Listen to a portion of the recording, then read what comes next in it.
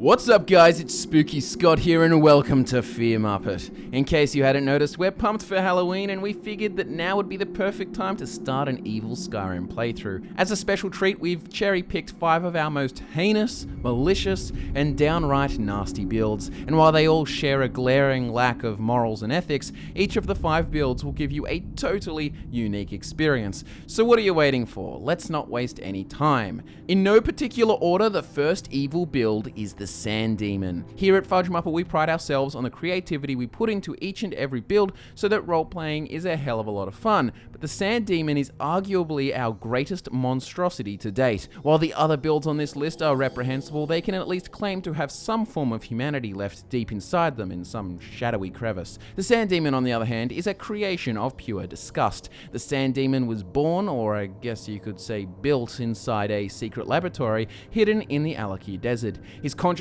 was embedded with the body of a dead warrior, and while he kept all the warrior's strength, he had none of his morality, only a craving for mortal flesh. The Sand Demon is more than just an interesting backstory though, as his playstyle is incredibly different to your usual Skyrim warrior build. He channels the sandstorms of the Alakir using a combination of invisibility and whirlwind cloak to roll into battle as a blinding gust. Once he's amongst his foes, he can let a flurry of dual-wielding power attacks fly from his scimitars at insane speeds. The Sand Demon is an onslaught of sand and steel. Coming up next, we have a build inspired by the fascinating lore of Tamriel from the darkest depths of Valenwood's dense forests. This is the Telboth. For anyone who isn't aware, the Telboth are a clan of vampires hailing from the Bosmeri province, and they make your average vampires look like mosquitoes. They prey on children lurking in the shadows, waiting for the young to venture out alone into the forests. They then feed on the innocent youth, mimicking their forms and infiltrating the oblivious family's home. Then only one thing comes next, a bloody massacre.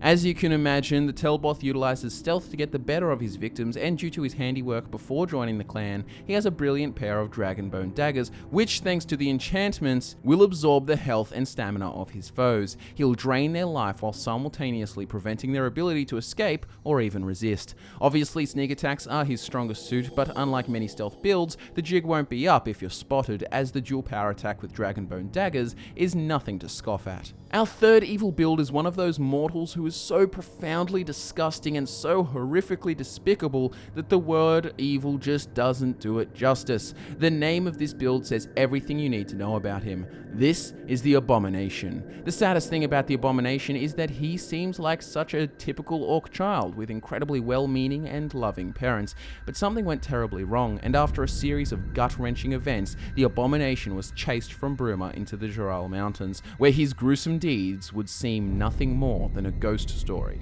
Lucky for you, this ghost story makes for the perfect build if you want to be the living nightmare plaguing Skyrim. The Abomination is the Daedric Prince Namira's champion, and he murders with Mirak's sword, a very powerful and very ugly sword, which seems to be made from writhing tentacles. When the sword is swung, it extends, slithering towards its victim, and along with this, the Abomination wears a set of Falmer armor for a completely foul, in the best possible way, aesthetic. The Abomination is a tank with high one-handed, necromancy spells, and the ability to feast on his victims. Next up, we have the Sociopath, and this build pretty much sums up the term Sociopath, only he is quite capable of delving into Psychopath territory when the mood strikes him. A Sociopath is charming, manipulative, and captivating. A Sociopath has a large ego with a severe lack of empathy and compassion, lashing out at those who cross them. And the thing that makes them potentially the most deadly is that a Sociopath is very unpredictable. Our Sociopath build perfectly encapsulates these traits,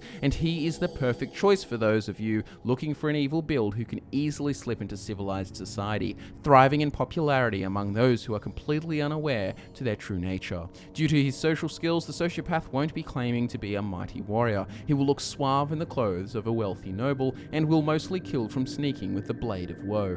This build is a male Bosmer, and this allows him to utilize cannibalism, as is the Bosmer way. But the build is also versatile versatile and could work with another race or gender if you want to get creative. And finally, we have the Messenger of Death. The Messenger of Death sets herself apart from the rest by being able to switch between a stealthy executioner and a formidable tank in the blink of an eye. She grew up being underestimated, but soon shrugged off that label by rising to the very top of the Imperial City arena, standing atop the corpses of all men and women who challenged her might. Most of her victims die with a quick one swipe of a dagger, Mehrunes' razor, but those who don't will slowly die from the poison effect of her ebony mail, and the bleeding effect as she blocks and bashes with the Taj of the Blooded. One of the very best parts of the Messenger of Death is her aesthetic. The ebony mail is much more than a great source of protection. It also exudes a thick black haze of noxious gas, so when she sneaks behind enemy lines, she appears to her victims, if they see her at all, as a toxic cloud.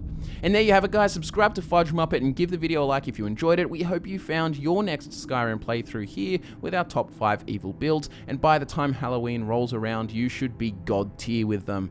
In the description, you can find build links to our social media accounts, the 5 builds from the video, and our Twitch channel. We will be streaming this week and an official schedule is on the way, so we hope to see you all there. As always, thanks so much for watching, guys. My name is Scott and I'll see you next time.